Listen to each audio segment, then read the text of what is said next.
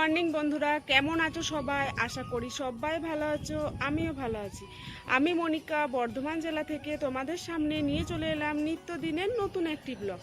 আশা করছি আজকের ব্লগটিও তোমাদের ভালো লাগবে। যদি ব্লগটি ভালো লেগে থাকে তাহলে চ্যানেলটি সাবস্ক্রাইব আর একটি লাইক দিয়ে। আর আজকে হচ্ছে বৃহস্পতিবার দিনে সব মাজা ধোয়া করি, মানে কালকের যে বাসি বাসন ছিল, হাঁড়ি কড়াই সব মাজা ধোয়া হয়ে গেছে। ওগুলো কিন্তু আমি ভিডিওর মধ্যে দেখাইনি, তাড়াহুড়ো ছিল তো, ওই জন্য ভাবলাম কিছুটা কাজ আগে তাড়াতাড়ি করে নিই। আর জানো তো সকালবেলাতেই রোদ দিয়েছিল, আর এখন দেখো মেঘ মেঘ করেছে। সকালবেলায় রোদ দিয়েছিল বলে এই দেখো আমি জামা কাপড়গুলো সব মিলে গেছি, কিন্তু এখন দেখো আবার মেঘ করেছে, জল হবে মনে হচ্ছে, জল হবে, তবে এখনো নামায়নি, তাহলে আবার সব তুলে দিতে হবে। তো মনা আজকে একবার ঘুম থেকে উঠেছিল, তারপর আবার ঘুমিয়ে গেছে, এখনো ঘুম থেকে উঠেনি। তো চলো মনা ঘুম থেকে উঠুক, তারপর তোমাদের সাথে শেয়ার করব আর আমি সারাদিন কি করছি। চলো তাহলে দেখা যাক। এতক্ষণ আমি ছাদে ছিলাম, ছাদে দাঁড়িয়ে দাঁড়িয়ে তোমাদের সাথে কথা বলছিলাম। আর জানো তো আমি ছাদে যাওয়ার আগে মুড়ি খাওয়ারটা চাপিয়ে দিয়ে গিয়েছিলাম প্রেসার কুকারে। আর আজকে মুড়ি খাওয়ার জন্য সেরকম কিছু করিনি। আলু আর ছোলা কলাই, মটর কলাই কালকে ভিজিয়ে রেখেছিলাম রাত্রেবেলায়, ওইগুলো দিয়ে পরেই কাঁচা লঙ্কা কাঁচা তেল দিয়ে সেদ্ধ করেছি। সেদ্ধ হয়ে গেছিল, তাই আমি প্রেসার কুকারটা খুলে নিলাম, একেবারে বাটিতে ঢেলে রেখে দিয়েছি। আজকে আমার ঘর ঝাড় দেয়া ঘর মোছাও হয়ে গেছে। ঘর ঝাড় দেয়া ঘর মোছা কালকের ভিডিওতে দিয়েছিলাম, ওই জন্য আজকে আর ওইখানকার ভিডিওটা করিনি।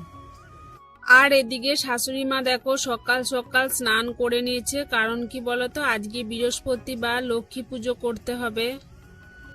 আর দেখো কিছু কাপড় জামা কাচতে ছিল, সেগুলো একেবারে চান করার সময় কেচে নিয়েছে, দিয়ে এখন বাইরেতে মিলে দিচ্ছে।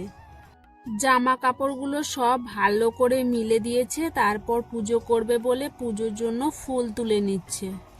আর এই যে গাছটা থেকে ফুল তুলছে দেখতে পাচ্ছ, এটা কিন্তু আমাদের বাড়িরই গাছ। সাদা ফুল, তারপর দুব্বো ঘাস, পান পাতা যা যা লাগবে পুজোর জন্য তুলে নিয়ে চলে এসেছে। তারপর দেখো ঠাকুর ঘরটা পরিষ্কার করে কাপড় দিয়ে মুছে নিল, তারপরে দেখো পুজো করতে বসেছে। আর আজকে জানো তো এখন রোদ দিয়েছে, তারপর কিছুক্ষণ পরই আবার বৃষ্টি শুরু হয়ে গেছিল। আর আজকে অনেক জামা কাপড় কেচে মিলেছিলাম, আমি ছাদে মিলেছিলাম, শাশুড়ি মা নিচে মিলেছিল, আর একটা জামা কাপড়ও জানো তো শুকায়নি। আর আমি দেখো দুটো শাক, মানে কুমড়ো শাকের পাতা নামানো রয়েছিল, মোনার খিচুড়িতে দেবো বলে ওটাই নিয়ে গেলাম, কারণ আমি রান্নাঘরে রান্না করছিলাম তো। এদিকে দেখো পুজো প্রায় হয়েই গেছে, প্রত্যেক ঠাকুরকে একটা করে ফুল নিবেদন করছে। আমাদের কার্তিক ঠাকুর দুটোকে দেখতে পাচ্ছ, আমাদের ঘরে না জোড়া কার্তিক দিয়েছিল। আর জানো তো আমাদের জোড়া কার্তিকই পুজো হয়েছিল, কিন্তু 3 বছর পুজো হয়নি, 2 বছর পুজো হয়েছে, তারপরে আর পুজো কমপ্লিট করা হয়নি। প্রত্যেক বছরই কেউ না কেউ মারা যাচ্ছে, তাহলে ছুতগা হয়ে যাচ্ছে।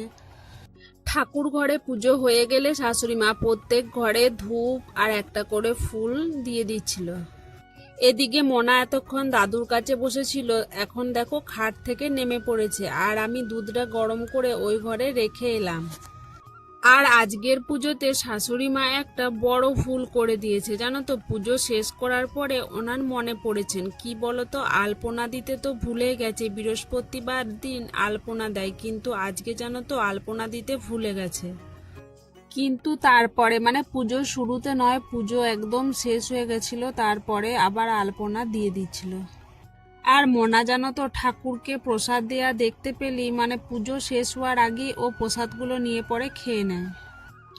তারপর দেখো আমি এদিকে আজকে কিছু জামা কাপড় কাচতে ছিল, সেগুলোই সাবান গুঁড়িতে ভালো করে মাখিয়ে দিচ্ছি। আর এদিকে দেখো শাশুড়ি মা মুড়ি বাটছে। সকাল বেলাতেই একবার কেচে মিলে এসেছি, আর কালকে যেগুলো শুকোয় নাই সেগুলোও মিলে এসেছি জানো তো, তারপরেও আবার মোনা এগুলো করেছে। এদিকে দেখো রান্নাঘরে আমি রান্না করছি, একদিকে ভাত চাপিয়ে দিয়েছি, আর একদিকে দেখো তেল গরম করে শুকনো লঙ্কা গোটা জিরে ফোড়ন দিলাম।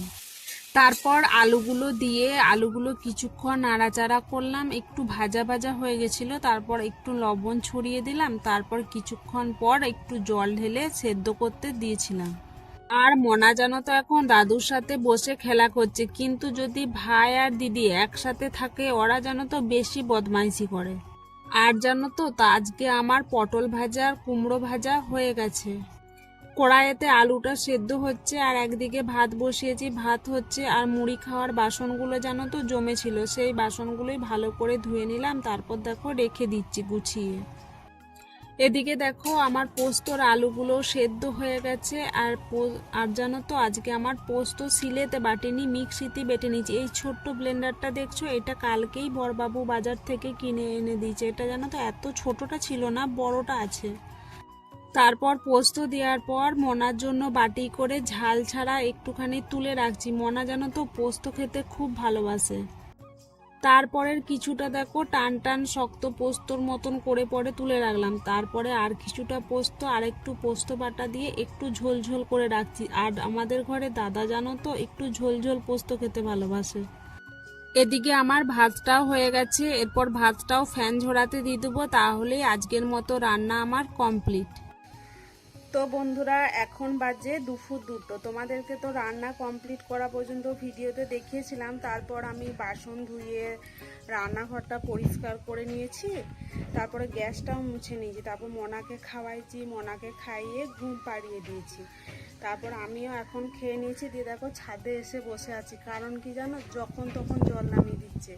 আর কালকের যে কাঁচাগুলো ছিল সেগুলো শুকিয়েছে, কিন্তু আজকে যেগুলো কেচেছি সেগুলো একটাও শুকোয়নি, যখন খুশি জল নামিয়ে দিচ্ছে। ওই জন্য আমি ছাদেতেই বসে আছি। এই দেখো কত মেলা আছে এখন।